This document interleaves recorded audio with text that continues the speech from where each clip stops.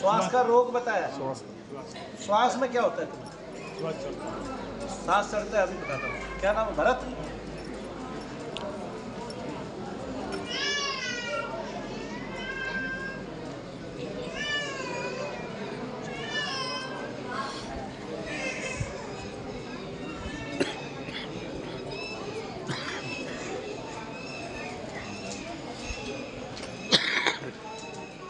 अब तो कम ही होगा भाई,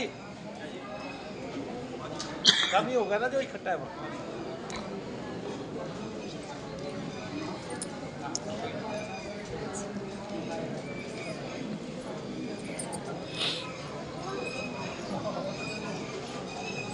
आंखों में देखो।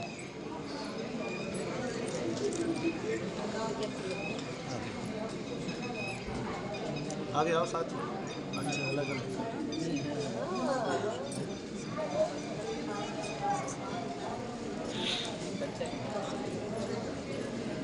हो भी सकता है, मेरा कुछ होगा।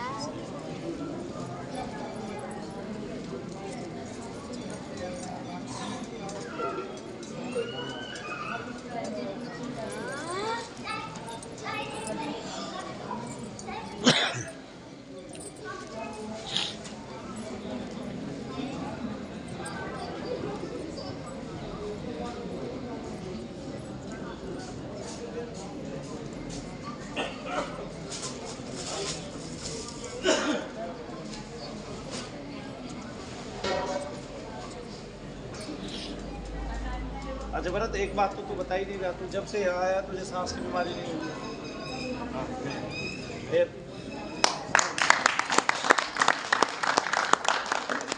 तूने फॉर्म भरा क्यों? जब से भरत जी यहाँ आए हैं उसको सांस की बीमारी इतनी सी भी महसूस, क्योंकि सांस है ही। अभी क्या महसूस कर रहे हो? थोड़ा सा कम, वहाँ तक जाके आओ, कोने तक। जय शनिदेव बोलते हुए जाना, पैर मारना जमीन पे, जाओ। कोई सांस नहीं है आपको।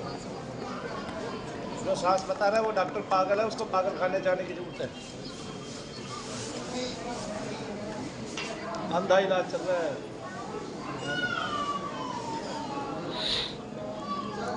राजा को पता ही नहीं है प्रजा में लुटेरे आ गए। राजा को पता ही नहीं प्रजा में चोर और डाकू घुस गए हैं। ठीक है, चिकित्सक और शिक्षक बन गए, राजा को पता ही नहीं है।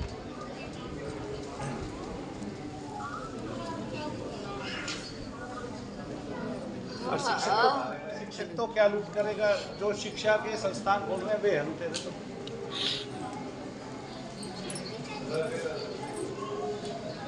शिक्षक का भी दोष ही नहीं है, शिक्षा ही ऐसी है।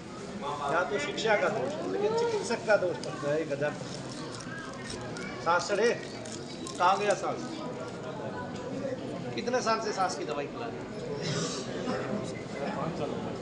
5 साल से सांस की दवाई खिला रहे। कौन कौन से हॉस्पिटल वाले खिला रहे? गुजरात में कौन सा हॉस्पिटल है वो जिससे तू दवाई लेके आया? छोटा सा है, ज़्यादा नहीं है, बड़ा। तो उसको यही नहीं पता चलता सांस नहीं है।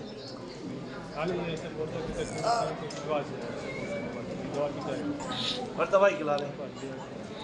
अच्छा, महीने में कितने रुपए की दवाई खिलाते हैं? हफ्ता हो जाए तो मेरे को दवा करना पड़ेगा। ऐसा करो, अभी केवल ऑनलाइन हवन कराना है, कोई रोग नहीं। जय श्री जय। और तो शादी से पहले से ही है ये बीमार। आया समझ में? शादी के बाद तो खुलती हैं चीजें लड़कियों की। विनीता नाम है।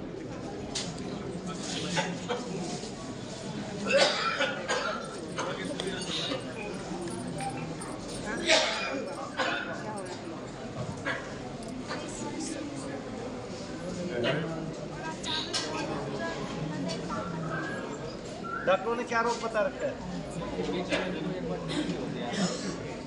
और डॉक्टर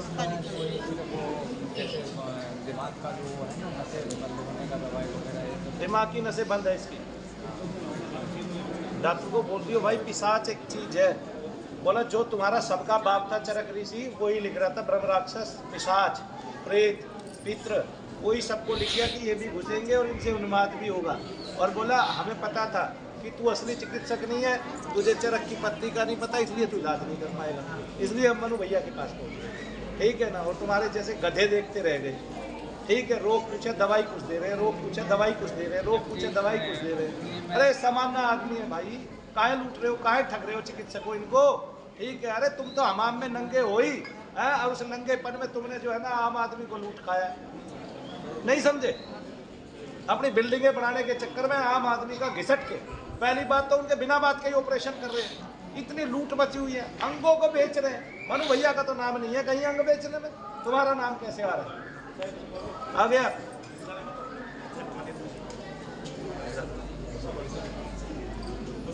कहाँ कहाँ दर्द होता है?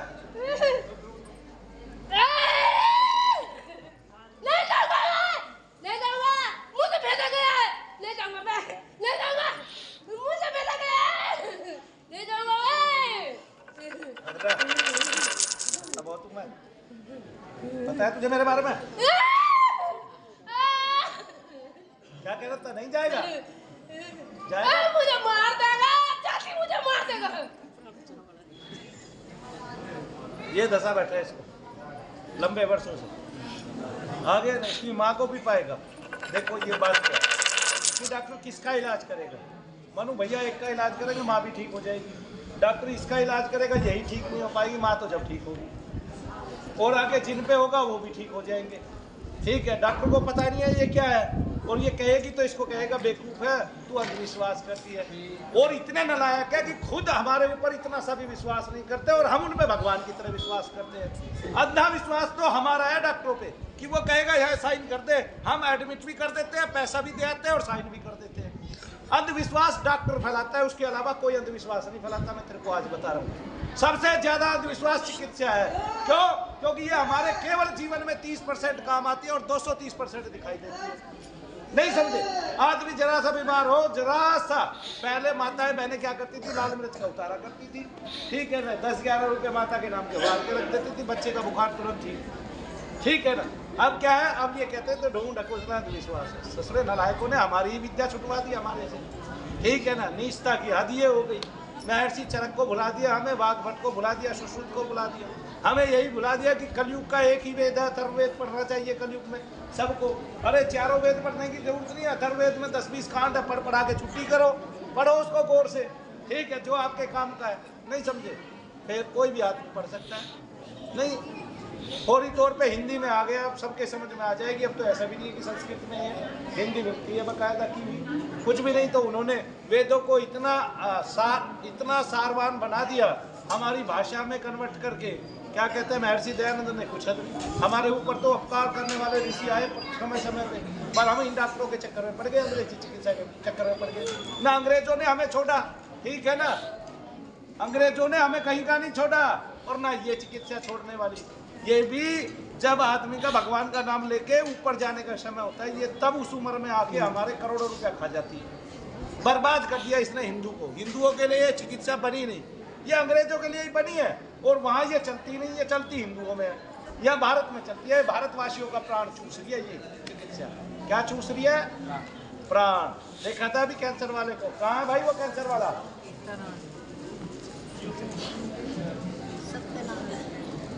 बैठो। हाँ पुत्र।